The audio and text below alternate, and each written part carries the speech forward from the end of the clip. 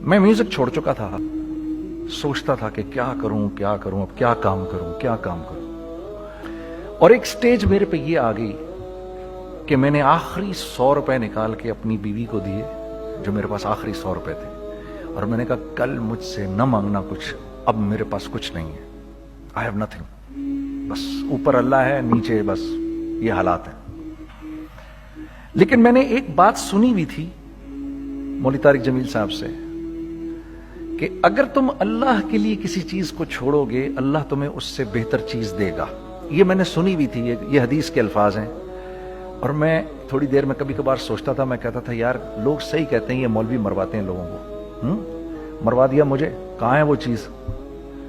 لیکن میرا دل اندر سے کہتا تھا نہیں، اللہ کے نبی کی بات سچی ہے، اللہ کے نبی کی بات سچی ہے، اللہ کے نبی کی بات سچی ہے۔ میرا دل کہتا تھا مجھے، یہ میں 2002 کی بات بتا رہا ہوں۔ So sitting in the masjid, I meet this man who comes up to me and he says,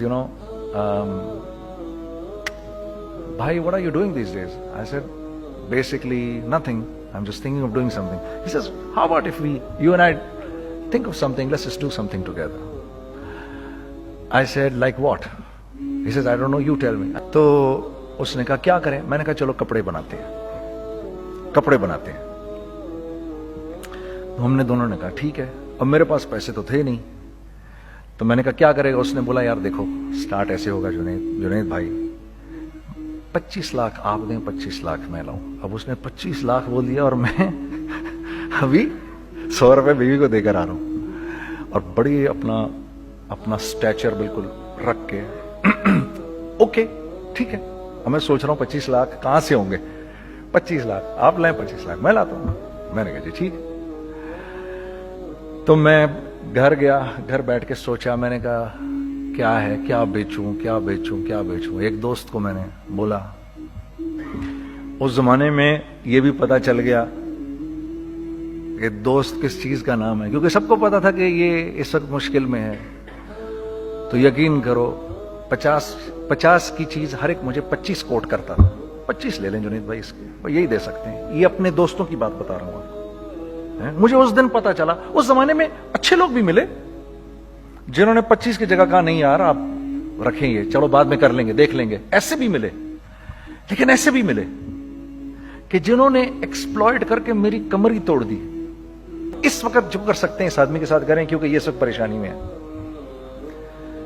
تو میں نے جا کے کہیں سے اس کو بیچا، اس کو بیچا، یہ بیچ دیا، وہ بیچ دیا، سب بیچ بچا کے اس کو جا کر 25 لاکھ روپے کسی طرح کر کے دیے۔ میں نے کہا مجھے 1 ہفتے کا ٹائم دے، آپ 1 ہفتے بعد ملتے ہیں۔ 1 ہفتے بعد 25 لاکھ اس نے رکھے، 25 لاکھ میں نے رکھے، اور 50 لاکھ روپے کا ہم نے کپڑا خرید لیا، اور ابھی رمضان آنے والا تھا۔ تو میرے دوست نے کہا کہ چلو اس کے پیٹرن بنواتے ہیں۔ اب میں آپ کو بتاتا ہوں کہ رزق کس کے ہاتھ میں ہے۔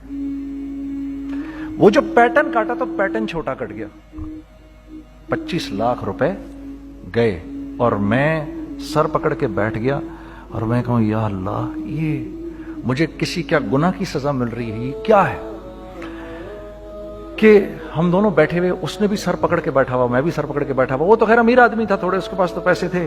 میں نے کہا یار اب کیا کریں؟ کہتا ہے یار فکر نہ کریں، کچھ دیکھتے ہیں۔ اب آئی نو کہ کچھ نہیں ہونے لگا، تباہی ہے، تو کوئی بھی نہیں خریدے گا اس کو۔ لارج میڈیم بن گیا، میڈیم سمال بن گیا، اور سمال تو اتنا سمال بن گیا کہ وہ فٹڈ ہو گیا۔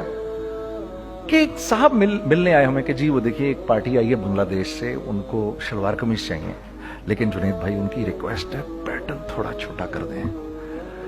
میں نے کہا یار دیکھو تمہیں پتہ ہے چھوٹا پیٹرن ذرا مشکل سے کٹتا ہے، ٹھیک ہے تھوڑے پیسے ایکسٹرا ہوں گے اس کے۔ انہوں نے کہا ہاں وہ پیسوں کا تو کوئی مسئلہ ہی نہیں، ان کو تو بس شلوار قمیض چاہیے پاکستان سے۔ ہم نے کہا ٹھیک ہے آپ 2 دن بعد آ کے لے لیجئے۔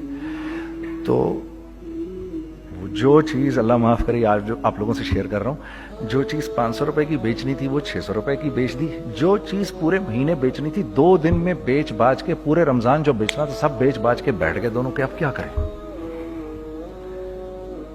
سب بک گیا اور پیسے آ گئے۔ تو اب میں یہ دیکھ رہا ہوں کہ یہ کچھ اللہ کا کیا عجیب نظام چل رہا ہے۔ تو میں نے اس کو اپنے ساتھی سے کہا دیکھو تم نے میرے ساتھ آگے بھی کام کرنا ہے یا بس ایک یہی کام کرنا ہے؟ اس نے کہا میں نے آپ کے ساتھ آگے بھی کام کرنا ہے. میں نے کہا تو چلو پھر مفتی تقی عثمانی صاحب کے پاس, ان سے پوچھو ہم کام کریں تو کس طرح کریں. ہم دونوں مفتی تقی صاحب کے پاس پہنچ گئے, مفتی صاحب کے پاس بیٹھے.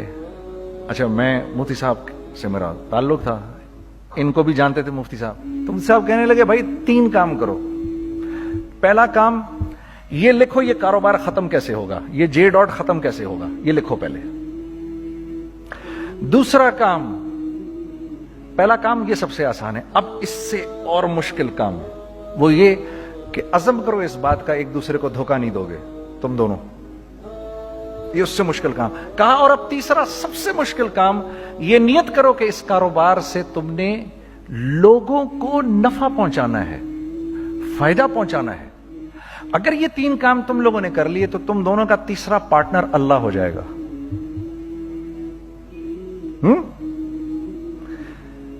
تو سب سے پہلا